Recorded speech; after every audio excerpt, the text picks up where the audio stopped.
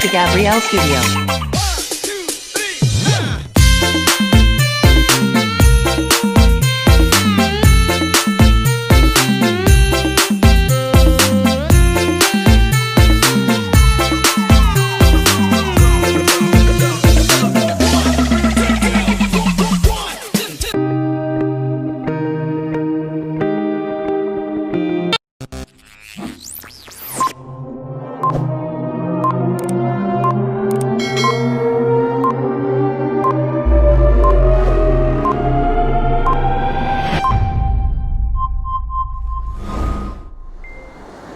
Shalom Bapak Ibu Saudara yang terkasih dalam Tuhan Yesus. Shalom. Haleluya, puji Tuhan. Kita bersyukur pada hari ini kita boleh bersama-sama kembali memuji Tuhan dan menyembah Tuhan. Kita memasuki apa yang keempat Bapak Ibu Saudara yang terkasih. Dan sebentar lagi kita akan merayakan perayaan Natal. Dengan damai Natal selalu tinggal dalam hati kita, amin. Biarlah kita selalu bersuka cita memuji Tuhan dan memuliakan nama Tuhan. Meskipun di luar hujan tidak mengurangi sukacita kita untuk memuji Tuhan dan menyembah Tuhan. Haleluya. Mari kita bersorak-sorai memuji nama Tuhan. Kita katakan Yesus telah lahir.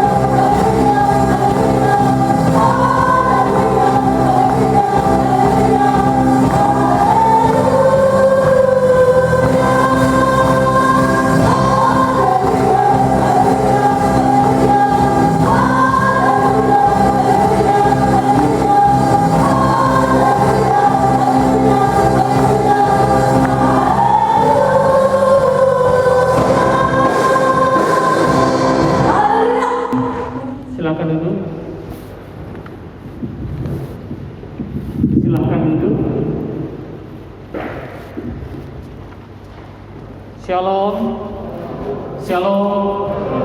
Rupanya dibuka maskernya dulu baru keras suaranya ya. Di nama Tuhan kita bersyukur pagi hari ini kita boleh ada di tempat ini. Bagaimana kabarnya Bapak Ibu teman-teman? Luar biasa oleh karena kebaikan Tuhan, berat Tuhan atas kita. Kita sudah masuk di minggu keempat, sudah tidak lama lagi kita akan bersama-sama merayakan Natal, walaupun beberapa gereja sudah merayakan Natal di masa pandemi ini. Nah, Bapak Ibu dan Saudara yang kasih Tuhan, setiap manusia pasti pernah merasakan kasih sayang dari seseorang. Itu setiap manusia pasti pernah atau mengalami kasih sayang dari seseorang. Dan sebagian besar bahwa pribadi yang menyayangi kita itu adalah orang tua kita. Itu sebagian besar, walaupun ada juga orang yang dari kecil ditinggal oleh orang tuanya.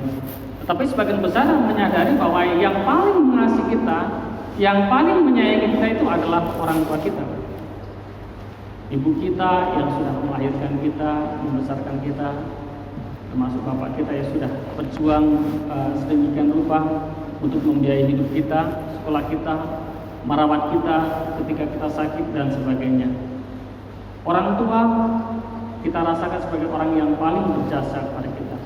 Orang tua, orang yang sangat mengasihi kita, kasih yang luar biasa. Makanya S.M. Mukhtar menciptakan lagu Kasih Ibu kepada Beta tak terhingga sepanjang masa, ya. Nah, jadi memang kasih ibu, kasih orang tua, kasih ayah itu sangat luar biasa kepada kita. Namun pertanyaannya, adakah kasih yang lebih besar dari kasih orang tua? Adakah kasih yang lebih besar daripada orang yang sangat mengasihi kita? Tentu saja ada, yaitu kasih Tuhan Yesus. Kasih Tuhan Yesus jauh lebih besar dari kasih setiap manusia. Kasih Tuhan Yesus jauh lebih besar dari setiap kasih manusia. Yesus datang ke dunia untuk memberikan kasih yang terbesar. Itulah tema kita sepanjang hari ini. Jadi Yesus datang untuk memberikan kasih terbesar, ya. Kita membaca bagian firman Tuhan dari Yohanes pasal 3 ayat yang ke-16.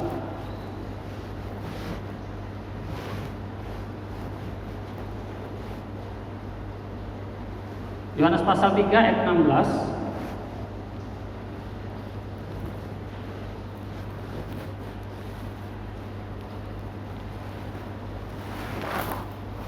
Bisa minta tolong ditayangkan? Ya, Yohanes pasal 3 ayat 16. Kita baca bersama-sama. 1, 2, ya. Karena begitu besar kasih Allah akan dunia ini, sehingga Ia telah mengaruniakan anaknya yang tunggal, supaya setiap orang yang percaya kepadanya tidak binasa, melainkan beroleh hidup yang kekal. Ayat ini adalah ayat favorit, ayat yang sering dipakai menjadi ayat hafalan ketika acara Natal. Karena begitu besar kasih Allah akan dunia ini. Jadi Yesus datang untuk memberikan kasih terbesar kepada dunia ini, kepada umat manusia. Dan ini bukti yang pertama bahwa Alkitab mengatakan demikian. Karena begitu besar artinya bahwa besarnya itu tidak terukur. Ini kasih Allah akan kita, sangat besar. Jadi Alkitab sendiri yang berkata, bukan hamba Tuhan, bukan siapa-siapa yang berkata, tapi Alkitab sendiri yang berkata bahwa karena begitu besar kasih Allah akan dunia ini. Ini bukti yang nyata bahwa Yesus datang itu sungguh-sungguh untuk memberikan kasih terbesar kepada kita.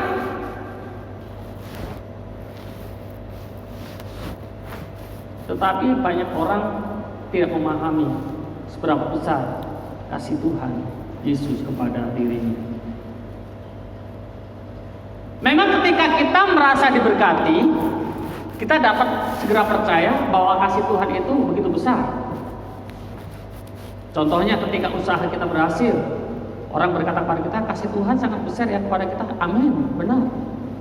Ketika kita sembuh dari sakit penyakit, orang berkata kepada kita, kasih Tuhan itu sangat besar ya. Amin, benar. Ketika pergumulan kita ditolong oleh Tuhan, orang berkata kepada kita, kasih Tuhan itu sangat besar ya. Amin, luar biasa. Tapi bagaimana ketika kita menghadapi masalah, persoalan yang tidak kunjung selesai? Masalah yang satu belum selesai, datang lagi masalah yang kedua. Masalah satu dan kedua belum selesai, datang lagi masalah yang ketiga. Kemudian ada orang yang berkata, kasih Tuhan itu sangat besar ya. Mungkin kita berpikir untuk berkata amin.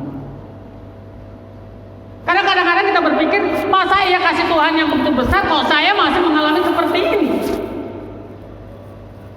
Mengalami sakit penyakit bertahun-tahun tidak kunjung sembuh. membuka usaha, sudah digumuli dengan doa, sudah dengan pemikiran yang matang dan seterusnya, tapi kok bangkrut. Doa-doa itu sudah dinaikkan berulang kali sekian lamanya, kok tidak dijawab oleh Tuhan. Bagaimana mau berkata bahwa kasih Tuhan itu sangat besar? Jadi, untuk orang yang mengalami masalah, untuk orang yang mengalami persoalan, kesulitan, kadang-kadang tidak melihat bahwa kasih Tuhan itu sangat besar. Tetapi Alkitab berkata karena begitu besar kasih Allah akan dunia ini, tidak peduli Bapak Ibu Saudara mau mengalami masalah atau sedang di dalam berkat Tuhan, tetapi kasih Allah begitu besar atas kita. Saya mau katakan kepada kita sekalian bahwa persoalan yang kita alami itu bukan berarti Tuhan Yesus tidak mengasihi kita. Kalau kita mengalami pergumulan, mengalami persoalan-persoalan yang berat, bukan berarti kasih Tuhan itu tidak besar kepada kita.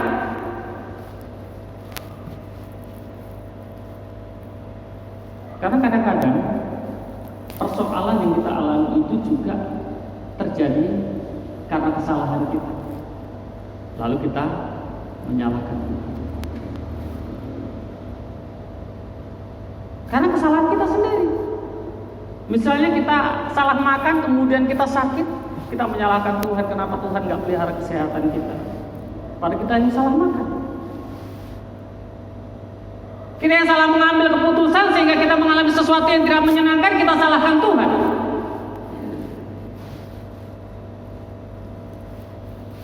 Jadi kadang-kadang persoalan yang berat yang terjadi atas kita itu kadang-kadang terjadi atas kesalahan kita. Kurang meminta petunjuk Tuhan, kurang berhikmat, kelalaian kita. Kemudian kita berkata Tuhan tidak mengasihi kita. Walaupun kadang-kadang memang persoalan itu Tuhan izinkan atas kita, itu memang kadang-kadang bukan karena kesalahan kita, seperti misalnya Ayub. Memang Tuhan izinkan, bukan karena kesalahan Ayub. Tetapi Tuhan ingin agar kita menjadi pribadi-pribadi yang kuat, menjadi pribadi-pribadi yang tangguh di tengah-tengah persoalan. Jadi, kalau Tuhan izinkan persoalan-persoalan yang berat datang dalam kehidupan kita, bukan karena Tuhan tidak mengasihi kita, tetapi Tuhan ingin kita menjadi pribadi-pribadi yang tangguh, pribadi-pribadi yang kuat.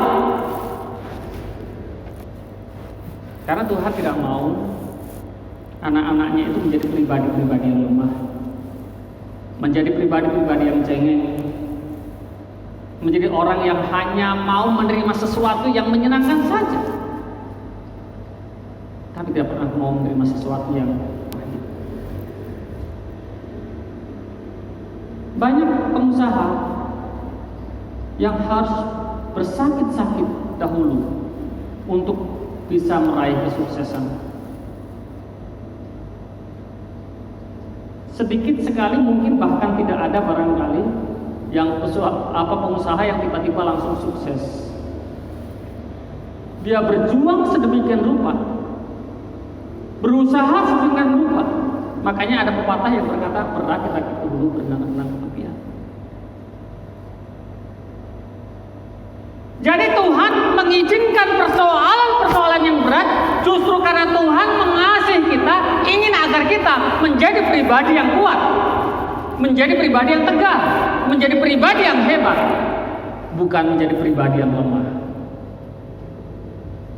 Kalau kita hanya mau menerima sesuatu yang menyenangkan saja, maka kita akan menjadi pribadi yang lemah.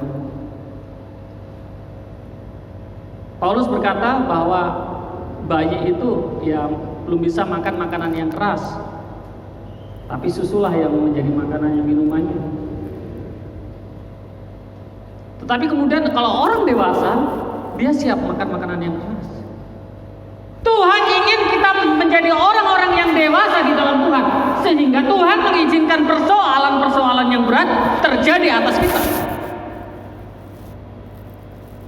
Saya katakan, semakin berat beban yang kita tanggung, maka kita akan menjadi orang yang semakin kuat. Kekuatan orang yang hanya bisa mengangkat 10 kg dengan kekuatan orang yang dapat mengangkat 50 kg tentu sangat berbeda. Semua dapat berkata yang lebih kuat adalah orang yang dapat mengangkat beban 50 kg. Jadi semakin berat persoalan yang Tuhan izinkan pada kita, maka kita akan dididik menjadi pribadi yang lebih kuat lagi. Jadi bukan berarti itu Tuhan tidak mengasihi kita, tetapi justru Tuhan sangat mengasihi kita. Bukti yang kedua, Ia datang ke dunia, Ia lahir dan mati menderita. Ia datang ke dunia, lahir dan mati menderita. Itu bukti yang kedua.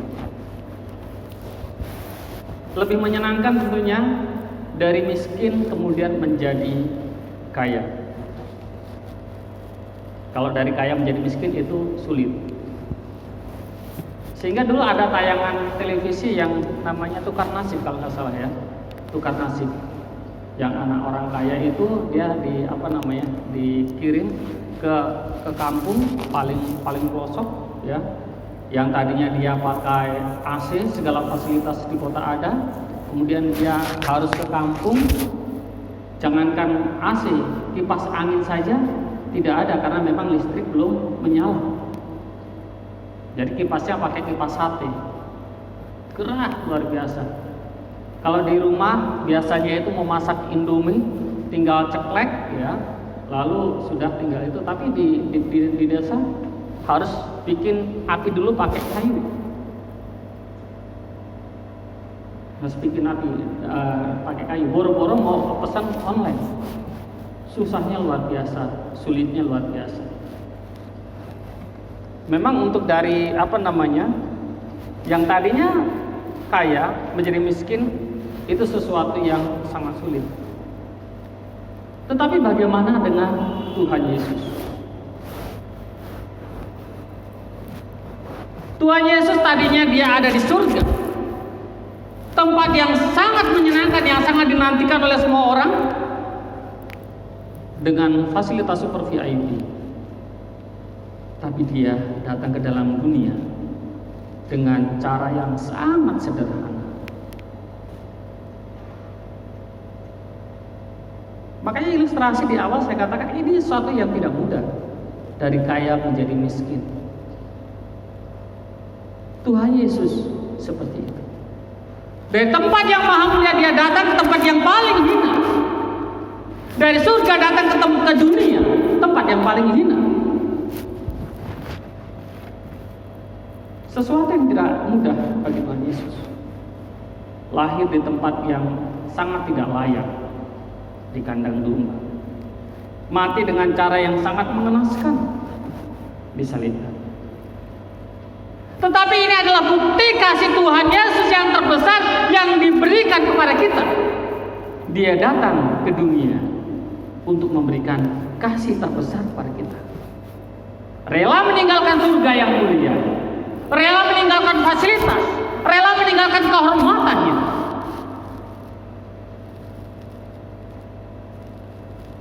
Ia mengambil rupa sebagai seorang hamba. Walaupun dia adalah Allah yang harusnya disembah oleh semua orang, yang harusnya disembah oleh semua makhluk, tapi dia rela datang ke dalam dunia untuk dipermalukan di depan umum.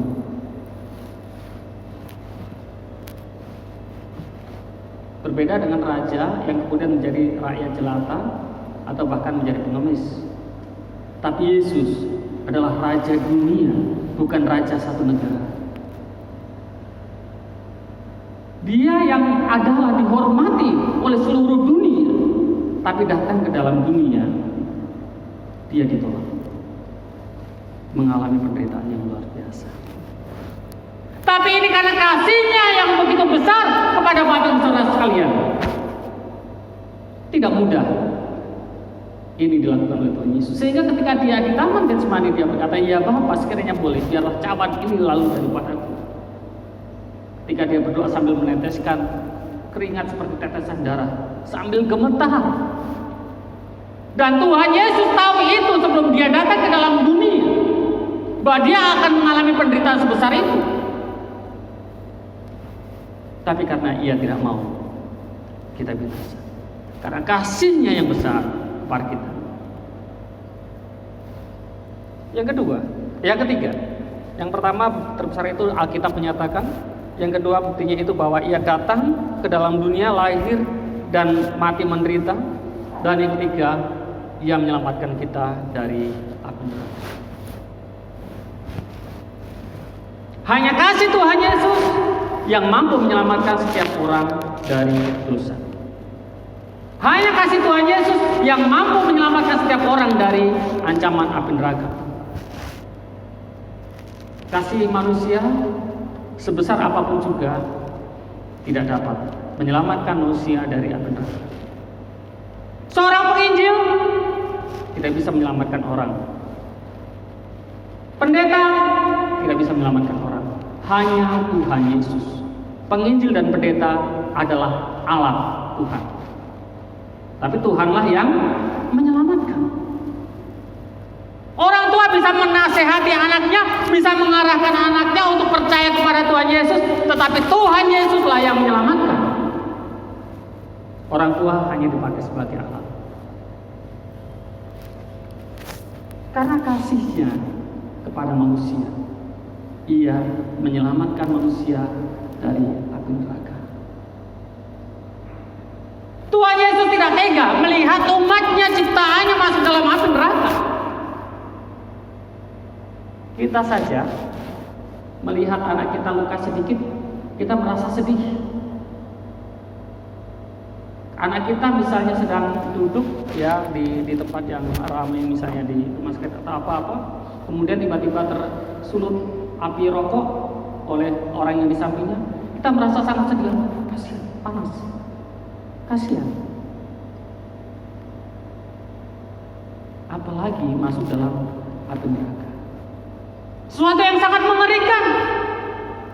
Dan Tuhan Yesus tidak mau satu dari antara kita masuk dalam api neraka. Karena dia sangat mengasihi Bapak, Ibu, dan saudara sekalian. Dia sangat mengasihi kita. Sehingga dia datang ke dalam dunia. Dengan kita percaya kepada Tuhan Yesus, maka kita diselamatkan. Sehingga firman Tuhan katakan, kalau kau diselamatkan itu bukan karena jerih payahmu, bukan karena usahamu, tetapi karena pemberian Allah. Efesus 2 ayat 8 dan 9. Itu adalah anugerah Allah, pemberian Allah. Orang mungkin bertanya, bagaimana mungkin keselamatan dapat diperoleh dengan semudah ini? Hanya dengan percaya kepada Tuhan Yesus saja bisa selamat. Bukankah kita harus berjuang, berusaha sedemikian rupa agar kita bisa selamat? Bapak, Ibu, dan saudara Tuhan, Tuhan Yesus sudah merintis jalan yang sangat berat. Kita tinggal melewati. Ketika kita mau masuk dalam hutan, itu memang sulit luar biasa. Begitu banyak semak-semak, sulit luar biasa. Tetapi yang di depan yang merintis itu yang kesulitan, tetapi yang di belakang tinggal ikut aja, tinggal jalan saja. Yang rintisnya itu yang susah. Bikin jalannya, kemudian di aspal, kemudian yang di belakang tinggal naik mobil saja, kecepatan 100 km per jam. Yang rintisnya yang susah. Demikian juga dengan keselamatan di dalam Yesus. Tuhan Yesus melakukannya dengan sangat sulit. Dia harus datang ke dalam dunia. Dia harus menderita di dalam dunia. Kita tinggal percaya kepada Tuhan Yesus, maka kita diselamatkan.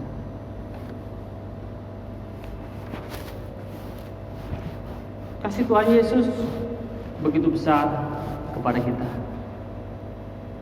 Lalu bagaimana kasih kita kepada Tuhan Yesus? Apa timbal baliknya? Mari kita mengevaluasi diri kita. Apakah selama ini kita mengasihi Tuhan Yesus dengan sungguh-sungguh dengan segenap hati kita? Atau kita mengabaikan Yesus?